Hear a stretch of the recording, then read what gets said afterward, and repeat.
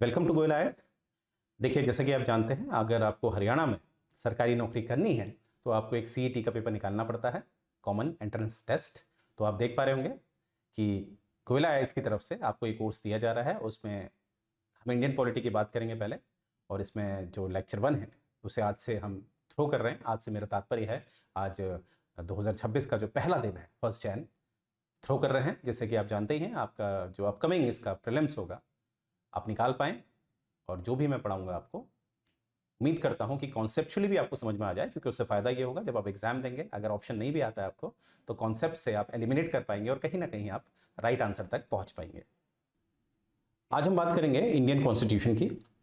पहला लेक्चर है तो हम बात करेंगे इसमें किस तरह से हमारे जो भारत का जो संविधान है उसकी क्या एक पृष्ठभूमि है, उसका कैसे एक विकास हुआ है। क्योंकि अगर समाज का विकास होता है तो ऑब्वियसली संविधान का भी विकास होगा, क्योंकि संविधान जो है वो एक मूल कानून है, एक फंडामेंटल लॉ है समाज का। तो अगर समाज का विकास होता है, एवोल्यूशन होता है, तो संविधान का भी एवोल्यूशन होता है। और इसमें कुछ हम इसके जो फीचर्स हैं, इसकी जो विशेषताएं हैं वो हम देखेंगे। और जैसा कि मैंने बताया कि जैसे समाज जो है परिवर्तनशील है, वैसे ही संविधान को भी परिवर्तनशील बनाना पड़ता है। इसीलिए एक संशोधन का प्रावधान होता है, यानी कि अमेंडमेंट का प्रोसीजर दिया जाता है। हम अच्छी तरह जानते हैं आर्टिकल 368 अनुच्छेद 368 में इसका जिक्र है, राइट। और हम देखेंगे इसमें क्या मूल ढांचे का क्या सिद्धांत है, ये सब हम देखने वाले हैं, राइट। तो आइए जरा देखते हैं। तो यहां पर देखिए, जो अगर मैं बात करूं डेफिनेशन की, एक परिभाषा की, तो यहां पर परिभाषा है कि a constitution is a document of people's faith, ये समझने वाली बात है, and aspirations possessing a special legal sanctity. देखिए, इसको समझना आपको बहुत ज़रूरी है। यहाँ पर सबसे पहले समझिए आप लीगल सैंक्टिटी का क्या मतलब है। सैंक्टिटी मतलब होता है पवित्रता। अब देखिए, लीगल डॉक्यूमेंट, क्या मैं हमारे संविधान को लीगल डॉक्यूमेंट भी कह सकता हूँ, लीगल कानूनी दस्तावेज कह सकता हूँ। देखिए, वो कहीं ना कहीं संविधान का एक मुझे लगता है एक अपमान हो सकता है। जैसे आपका एक ड्राइविंग लाइसेंस होता है, आपका एक वोटर आईडी होता है, तो ये आपके कहीं ना कहीं कानूनी दस्तावेज होते हैं, परंतु ये केवल आप तक सीमित होते हैं, राइट। अगर आपका ड्राइविंग लाइसेंस है वो आप ही का तो है, किसी और का तो नहीं है ना। परंतु जब मैं संविधान की बात करता हूं, संविधान केवल एक इंडिविजुअल तक सीमित नहीं होता है, क्योंकि इसमें हमारे समाज की बातें होती हैं, हमारे जो एक राज्य होता है उससे उससे संबंधित नियम होते हैं। तो समझ लीजिए इसका दायरा कितना बड़ा है। तो इसको केवल एक कानूनी दस्तावेज, एक लीगल डॉक्यूमेंट कहना, इसको जस्टिफाई नहीं होगा। पहली बात तो ये समझिए। और पवित्रता, सैंक्टिटी शब्द का यहाँ इसलिए भी इस्तेमाल किया जाता है क्योंकि जैसे कि हम जानते हैं कि जैसे जो हमारे ग्रंथ होते हैं, चाहे बाइबल है, चाहे ऋग्वेद है, चाहे गुरु ग्रंथ साहिब है, चाहे कुरान है, उसमें हम किसी भी तरह का प्रश्न नहीं पूछते हैं, क्योंकि उसकी मर्यादा, उसकी गरिमा इतनी बड़ी है। वैसे ही संविधान में जो दिए गए नियम हैं उनकी भी गरिमा इतनी पवित्र होती है, इतनी विशालकाई होती है कि उसमें हम प्रश्न नहीं उठाते हैं। इसीलिए ज़्यादातर हम संविधान को एक लीगल सैंक्टिटी कहते हैं। इसीलिए कहते हैं सर्वोपरि संविधान, संविधान सबसे ऊपर है, राइट। और पीपल्स फेथ, जैसे कि हम जानते हैं यहाँ पर पीपल फेथ का क्या मतलब है, लोगों का भरोसे का क्या मतलब है। क्योंकि देखिए, संविधान को ज़्यादातर उसी देश के लोग बनाते हैं जिस देश में वो लागू किया जाता है। अगर मैं भारत के संविधान की बात करूं तो आप अच्छी तरह जानते हैं, प्रथम बैठक जो हुई थी, फर्स्ट मीटिंग जो हुई थी, वो 9 दिसंबर 1946 को हुई थी, और 26 नवंबर 1949, यानी कि 2 साल 11 महीने 18 दिन के बाद हमने अपने आप को संविधान को समर्पित किया। तो इसका मतलब है कि हमारा भरोसा है इस पर, क्योंकि हम सब ने मिलकर समझौता किया और अपने आप को समर्पित किसे किया, संविधान को। तो इसीलिए इस पर लोगों का भरोसा होता है कि ये किसी राजशाही के द्वारा नहीं आया है, ये एक आम लोगों के द्वारा आया है, राइट। तो ये चीज़ याद रखना। एंड द एस्पिरेशंस पोजेसिंग, अब मैंने बता ही दिया इसमें, इसका मतलब है कि ये एक पवित्र ग्रंथ की तरह इसका जिक्र किया जाता है या ये माना जाता है संविधान। तो इसलिए याद रखिएगा, कभी भी संविधान को एक केवल लीगल डॉक्यूमेंट कहना जस्टिफाइड नहीं होगा, राइट। ये बात याद रखिएगा, क्योंकि लीगल ड्राइविंग लाइसेंस है, कभी उसमें कुछ गलतियां हो जाती हैं, और कहीं ना कहीं आपके संविधान में ये गलतियां नहीं देखी जाती हैं, ये ना के बराबर होता है, कभी भी गलती नहीं होनी चाहिए संविधान में, राइट। आगे देखते हैं, अ constitution is a fundamental law of a country. Fundamental law of a country का क्या मतलब है, fundamental law of a country. Fundamental law of a country का मतलब होता है कि हमारा जो देश है वो कुछ सिद्धांतों से चलता है। वो सिद्धांत जो हैं वो कहीं ना कहीं बड़े जटिल होने चाहिए, एकदम स्थिर होने चाहिए। अब जटिल से मेरा मतलब आप सोचेंगे कि ये सर ये तो कॉम्प्लेक्स की बात कर रहे हैं, पर कभी कभी कॉम्प्लेक्सिटी में ही एक जटिलता होती है, वो अभी आगे आपको समझ में आएगा, राइट। जैसे कुछ प्रश्न होते हैं जो जटिल होते हैं पर वो स्थिर भी होते हैं, ठीक है। तो fundamental law of a country का मतलब है कि हमारे जो राज्य होता है, जो देश होता है, उससे संबंधित जो भी नियम होते हैं वो इसमें दर्शाए जाते हैं। एक एग्जाम्पल से मैं आपको समझा देता हूँ। जैसे हमारे वहाँ सिद्धांत है कि हम समाजवादी हैं, हमारी जो सिद्धांत है वो समाजवादी सिद्धांत है। और समाजवादी सिद्धांत में क्या होता है, ज़्यादातर समानता को महत्व दिया जाता है। इसीलिए आपने देखा होगा कि भारत सरकार कोई भी नियम बनाती है तो वो समानता के विरुद्ध कोई भी नियम नहीं बनाती है। अगर आरक्षण का भी इस्तेमाल करती है तो वो उन्हीं लोगों को देती है जो लोग अन्य वर्गों से नीचे हैं, राइट। तो ये चीज याद रखेगा। It is a rule book of a nation with regulates the society and it's law. मैंने बताया था ये एक रूल बुक है राष्ट्र की आपके, जो कहीं ना कहीं सोसाइटी और जो सोसाइटी में बनाए गए जो नियम कानून होते हैं, लॉज होते हैं, जैसे हमारे वहाँ संसद बनाती है अधिनियम के माध्यम से, एक्ट के माध्यम से, उनको ये रेगुलेट करता है, राइट। आगे बढ़ते हैं। अब यहां पर देखिए फंक्शंस ऑफ द कॉन्स्टिट्यूशन की बात की जा रही है, right. Functions of the constitution यानी कि संविधान के कार्य की बात की जा रही है। तो हम देखेंगे, और मेरे हिंदी मीडियम के बालक बालिका बिल्कुल निश्चिंत रहे, मैं पूरी कोशिश कर रहा हूं कि मैं हिंदी में भी आपको पढ़ाऊं जिससे कि इंग्लिश वाले भी और हिंदी वाले भी सेटिस्फाई हो जाएं, राइट। तो यहां पर क्या है, हमारे संविधान के फंक्शंस की बात की गई है, कार्य की बात की गई है। सबसे पहले देखिए, जो संविधान होता है उसके दो रूप हमें दिखते हैं, मुख्यतः दो रूप हमें दिखते हैं। एक होता है लिखित यानी कि रिटन, एक होता है अलिखित यानी कि अनरिटन। अब रिटन और अनरिटन को ये नहीं समझा जाए, आमतौर पे तो ऐसा लगेगा जो लिखा नहीं जाता वो अनरिटन है, अलिखित वो है जो लिखा नहीं गया, राइट। परंतु इसका ये मतलब होता है, मैं आपको एग्जाम्पल से समझाने का प्रयास करता हूँ। देखिए, आप कोरे कागज में आप कुछ लिख के देते हैं, जैसे किसी से आपने पैसे लिए हैं और आपने उसको कोरे कागज ब्लैंक पेपर में लिख के दिया है कि मैं आपको पैसे इतने दिन में लौटा दूंगा।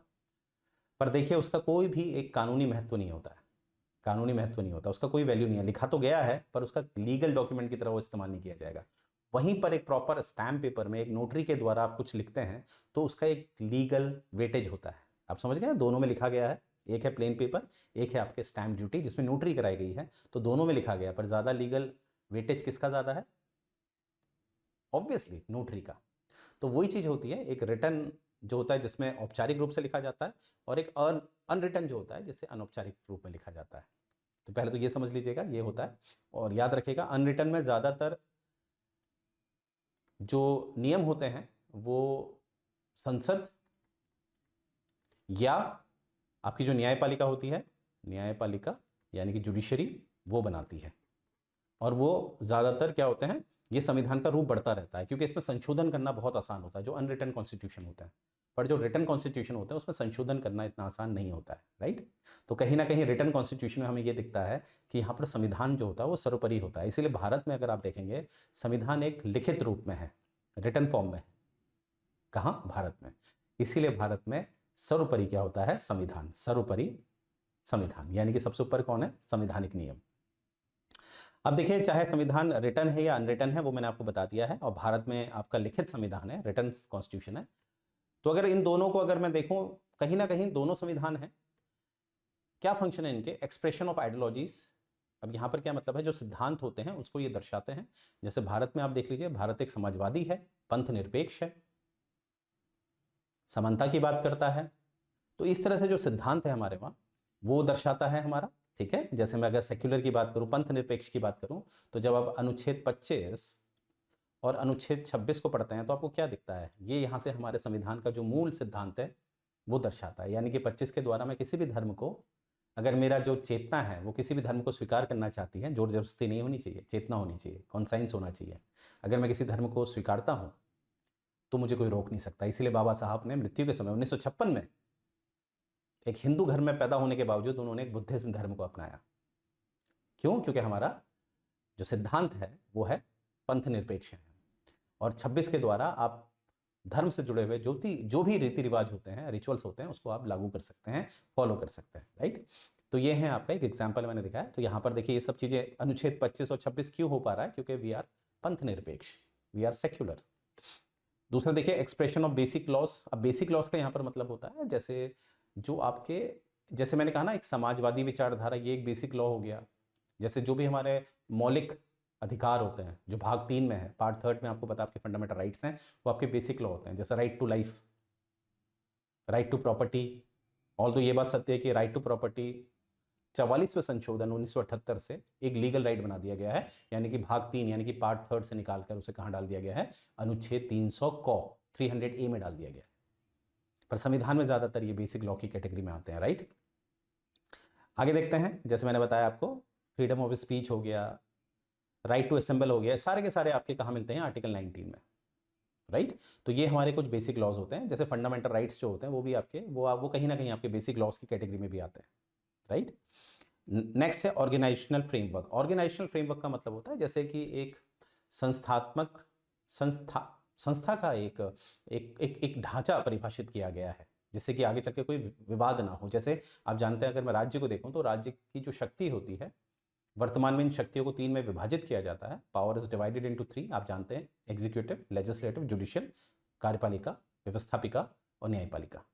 तो इनका आपस में कैसे ये कम्युनिकेट करेंगे, कैसे कोऑर्डिनेट, कैसे कोऑपरेट करेंगे आपस में, और कहीं ना कहीं कैसे एक दूसरे के काम में ज़्यादा इंटरफेयर नहीं करेंगे, तो ये सब चीज़ें हमारे कहाँ दिखती है, हमारे संविधान में, राइट। जैसे आर्टिकल 52 में हमारे राष्ट्रपति के बारे में बता रखा है कि वो एक एग्जीक्यूटिव हेड होंगे, उनकी शक्तियों के बारे में आने वाले जो आर्टिकल 53, आर्टिकल 54 इस तरह से बता रखा है किस तरह से इनको नियुक्त किया जाएगा, क्या इलेक्शन होगा, क्या इनका कार्य होगा। जैसे आर्टिकल 74 देख लीजिए, आर्टिकल 74 में लिखा गया है कि हमारे जो राष्ट्रपति हैं वो मंत्रिपरिषद के सलाह से काम करेंगे। क्यों? क्योंकि काउंसिल ऑफ मिनिस्टर्स जो होते हैं वो प्रत्यक्ष रूप से निर्वाचित हैं और राष्ट्रपति हमारे अप्रत्यक्ष रूप से, इनडायरेक्ट वे में निर्वाचित हैं। तो कहीं ना कहीं लोकतंत्र में ज़्यादा शक्ति उसको दी जाएगी जो प्रत्यक्ष रूप से निर्वाचित है। तो आर्टिकल 74 ये बताता है। वैसे ही मैं आर्टिकल 1 to 4 देखूं, जहां पर हमारे ऑनरेबल सुप्रीम कोर्ट के बारे में बताया गया है, तो वहां पर उनकी शक्तियों के बारे में बता रखा है, राइट। तो ये चीज़ हमें समझनी है। सारा का सारा ऑर्गेनाइजेशनल फ्रेमवर्क भी हमें कहाँ से दिखता है, हमारे संविधान से, राइट। आगे देखते हैं। तो ये संविधान के कार्य पे हमने चर्चा करी है। अब देखिए फंक्शंस ऑफ द कॉन्स्टिट्यूशन में हम देखेंगे। लेवल ऑफ गवर्नमेंट के बारे में बताता है हमें ये। लेवल ऑफ गवर्नमेंट का मतलब हो गया यहाँ पर आपका, देखिए जैसे आपने सुना होगा कि गवर्नमेंट जो होती हैं वो अलग अलग तरह की होती हैं, ठीक है। और हमारे जो गवर्नमेंट होते हैं उसके डिफरेंट ऑर्गन्स भी होते हैं। ऑर्गन से यहाँ पर मतलब है एग्जीक्यूटिव, लेजिस्लेटिव, जुडिशियल, न्यायपालिका, कार्यपालिका, व्यवस्थापिका। और यहाँ पर देखिए whether it is a federal, यानी कि आपको पता है हमारा जो एक स्ट्रक्चर बनाया जाता है, एक संरचना होती है राज्य की, एक सरकार की, वो कैसी है। क्या वो संघीय है, क्या वो परिसंघीय है। संघीय मतलब फेडरल होता है, परिसंघीय मतलब कॉन्फेडरेशन होता है, एकात्मक मतलब यूनिटरी होता है, राइट। ये डोंट वरी, हम सारा पढ़ने वाले हैं, मैं आपको ऐसे ही बता देता हूँ। फेडरल में ये होता है जहाँ पर डिवीजन ऑफ पावर होता है, जो कि आपको यूएसए में अच्छा खासा दिखता है। फेडरेशन में क्या होता है कि आपका डिवीजन ऑफ पावर होता है।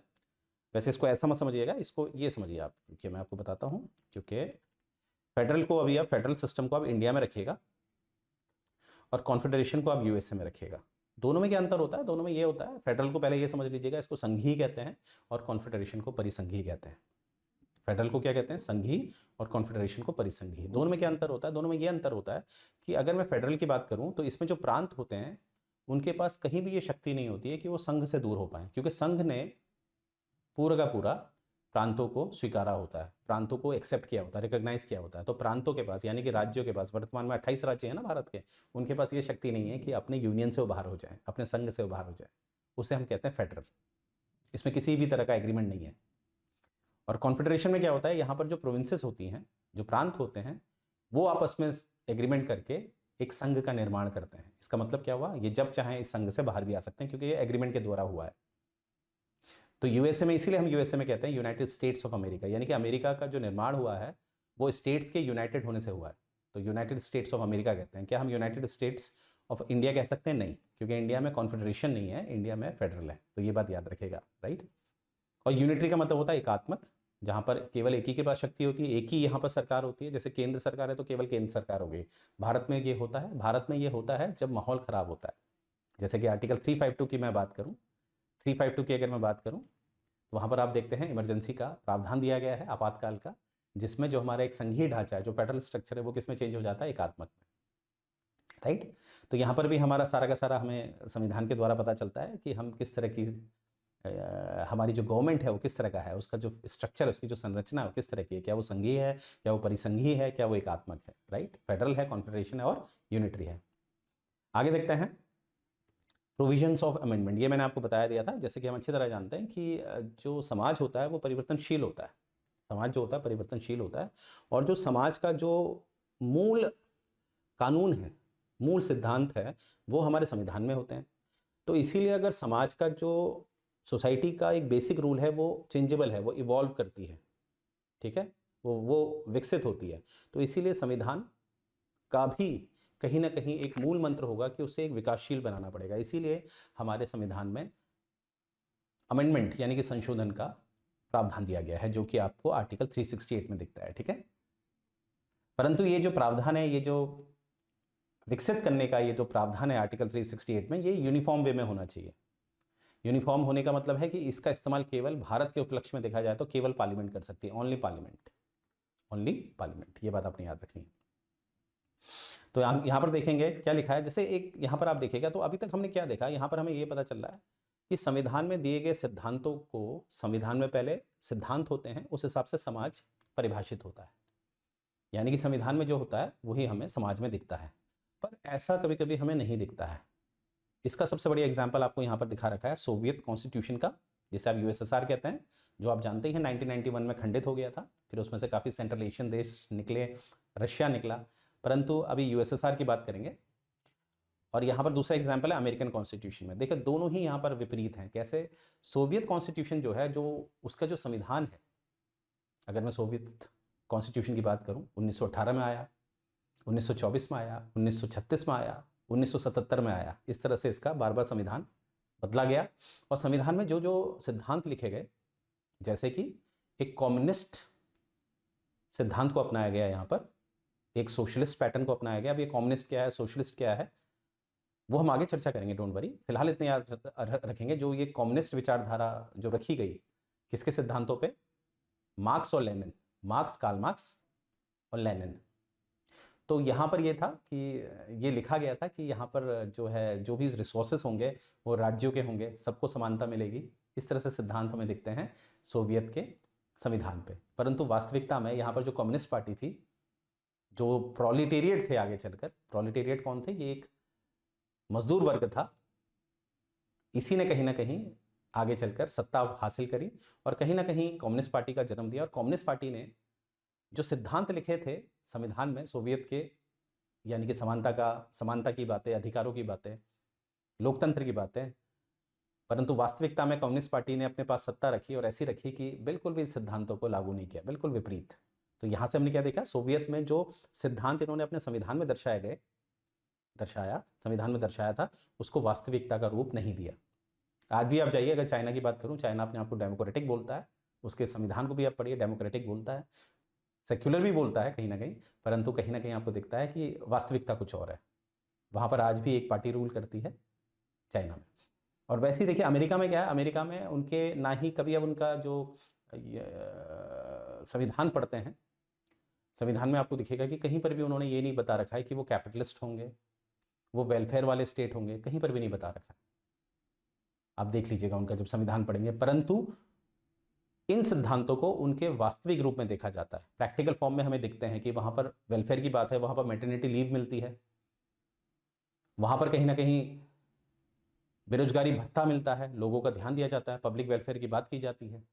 कहीं ना कहीं वहां पर ज़्यादा लोगों से, उन लोगों से ज़्यादा टैक्स नहीं लिया जाता जो लोग गरीब हैं। तो इस तरह से आपको क्या दिख रहा है? ये वेलफेयर स्टेट के मैं आपको बता रहा हूँ उदाहरण। तो यूएसए में वेलफेयर स्टेट के उदाहरण हमें दिखते हैं, परंतु उनके संविधान में हमें ये बातें नहीं दिखती। तो हमने क्या देखा? यूएसए यानी कि सोवियत कॉन्स्टिट्यूशन देखें और अमेरिकन कॉन्स्टिट्यूशन देखें, इसमें हमें क्या समझ में आ रहा है कि ये बताया जा रहा है कि संविधान में जो सिद्धांत लिखे होते हैं, कभी कभी वो वास्तविकता में नहीं होते हैं, वास्तविकता में कुछ और होता है। तो सोवियत के संविधान में कुछ और लिखा गया है, परंतु वास्तविकता में हमें नहीं दिखता है। और यूएसए में संविधान में उन्होंने नहीं लिखा है, पर वास्तविकता में दिखता है, राइट? तो ये चीज याद रखिए, वेरी इंपॉर्टेंट पॉइंट। आगे देखते हैं अंडरस्टैंडिंग द कॉन्स्टिट्यूशन। अब देखिए यहां पर क्या समझना है हमने, यहां पर जो समझना है वो समझना है कॉन्स्टिट्यूशनलिज्म, और हिंदी में इसे कहते हैं संविधानवाद। संविधानवाद क्या होता है, कॉन्स्टिट्यूशनलिज्म क्या होता है? संविधानवाद क्या करता है, ये जो आपका राज्य होता है, ये किसी भी तरह से तानाशाह ना हो जाए, ये एब्सोल्यूटिस्ट ना बन जाए। एब्सोल्यूटिस्ट मतलब होता है जिसके पास संपूर्ण शक्ति हो जाए। क्योंकि एक बात याद रखिएगा, पावर में करप्ट, पर एब्सोल्यूट पावर एब्सोल्यूटली करप्ट। किसी को अगर आप निरंकुश शक्ति प्रदान कर देंगे तो वो कहीं ना कहीं उसके भ्रष्ट होने के पूरे चांसेस होते हैं। तो यहाँ पर क्या होता है, कॉन्स्टिट्यूशनलिज्म में होता है कि राज्य को संविधान के अंतर्गत कार्य करना पड़ता है। क्या कहा मैंने? राज्य को, यानी कि जो सरकार है, उसको संविधान के अंतर्गत काम करना पड़ता है। संविधान जो उससे कहेगा, संविधान के अंदर ही उसे काम करना है। क्या भारत में कॉन्स्टिट्यूशनलिज्म है? बिल्कुल है। जैसे कि मैं एक एग्जांपल आपको दे देता हूं,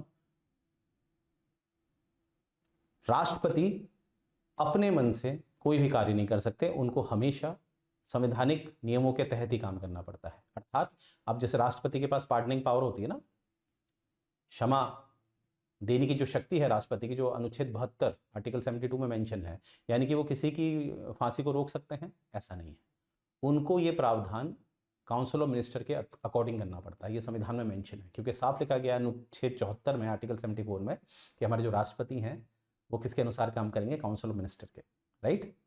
तो ये चीज़ याद रखनी है आपने। और जैसे हमारी सरकार है, काउंसिल ऑफ मिनिस्टर्स जो हैं, जो केंद्र में बैठे हैं, जो केंद्रीय सरकार है, अगर वो अपना बहुमत खोती है तो उसको इस्तीफा देना पड़ेगा। तो ये सब आप देखते होंगे कि हमारे संविधान में मेंशन है। तो संविधान क्या करता है? राज्य को नियंत्रित करता है, स्टेट को क्या करता है? एब्सोल्यूटिस्ट होने से बचाता है। तो ये है आपका कॉन्स्टिट्यूशनलिज्म, राइट। जैसे आगे आप पढ़ेंगे, जब हम थॉमस हॉब्स की बात करेंगे, थॉमस हॉब्स जिनका जन्म 1588 में हुआ था, अमेरिका में सिविल वॉर चल रहा था, तो उन्होंने माहौल ही ऐसा देखा था, एनार्की वाला। तो उन्होंने कहा था कि जो लिव्याथन होगा, यानी कि जो राज्य होगा, राज्य को लिव्याथन कहते थे, यानी कि अथॉरिटी को लिव्याथन कहते थे वो, तो राज्य को पूरी पावर देने की बात करते थे, एब्सोल्यूटिस्ट की बात करते थे। तो यानी कि वहाँ पर कॉन्स्टिट्यूशनलिज्म नहीं आ सकता। वहीं पर मैं हॉब्स की बात करूँ, माफ़ कीजिएगा, जॉन लॉके की बात करूँ, मैं बात करूँ रूसो की बात करूँ, तो ऐसे जो लोग आए थे, इन्होंने कहीं ना कहीं राज्य को एक सीमित शक्ति देने की बात करी थी, सीमित, लिमिटेड पावर, एब्सोल्यूटिज्म की बात नहीं करी थी। तो यहीं से अगर आप राज्य को सीमित करना चाहते हैं तो उसके लिए नियम बनाने पड़ेंगे। तो इसी को कहते हैं कॉन्स्टिट्यूशनलिज्म, क्योंकि ये जो नियम होते हैं जो राज्य को सीमित करते हैं, वो कहाँ मेंशन होते हैं? संविधान में। तो संविधानवाद उसे कहते हैं। क्या भारत में संविधानवाद है? बिल्कुल है, क्योंकि भारत में क्या है? रूल ऑफ लॉ है। एवी डाइसी का जो रूल ऑफ लॉ है, एवी डाइसी ने 3 सिद्धांत दिए हैं, जिससे हम आगे चर्चा करेंगे। भारत में हमें 2 सिद्धांत दिखाई देते हैं। तो भारत में रूल ऑफ लॉ है। जैसे अनुच्छेद 14 आप देख सकते हैं, इक्वेलिटी बिफोर लॉ, चाहे कोई भी सामने है, चाहे राष्ट्रपति क्यों नहीं है, उनको भी कानून के समक्ष समान रखा जाएगा। आपके मन में प्रश्न आएगा कि सर 361 के तहत तो राष्ट्रपति और राज्यपाल को कहीं ना कहीं इम्यूनिटी मिली है, पर आप देखिए राष्ट्रपति को मिली है ना, तो पहले इम्पीचमेंट भी तो रखा है, महाभियोग भी तो रखा है। तो पहले महाभियोग चलाया जाता है, फिर उनको उस पद से बाहर निकाला जाता है, फिर उनके विरुद्ध कार्रवाई की जाती है, राइट। तो मुझे उम्मीद है संविधानवाद आप समझ गए होंगे। और देखिए कॉन्स्टिट्यूशनलिज्म के लिए बहुत सारे हमारे जो आलोचक हैं, उन्होंने एक बहुत अच्छी खूबसूरत बात करी है। आलोचक से मेरा मतलब है यहाँ पर जिन्होंने कंस्ट्रक्टिव क्रिटिसिज्म किया है, ऐसा नहीं कि सिर्फ क्रिटिसिज्म किया, कंस्ट्रक्टिव किया है। तो उससे क्या होता है? हमारी कमियां हमें पता चलती है और हम उसको आगे और अच्छा कर पाते हैं।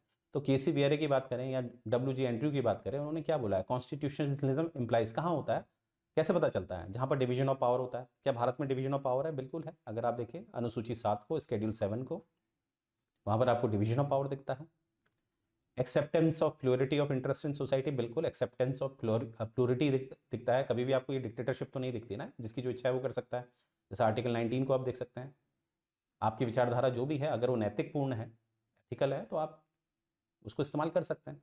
नो ऑथोरिटेटिव और डिक्टोरियल लीडरशिप, बिल्कुल आपको पता है हो ही नहीं सकती, क्योंकि हर 5 साल में तो चुनाव होते हैं, हर 5 साल में चुनाव होंगे, राइट। तो वो डिक्टेटरशिप तो आ ही नहीं सकती, एब्सोल्यूट लाइट तो आ ही नहीं सकते।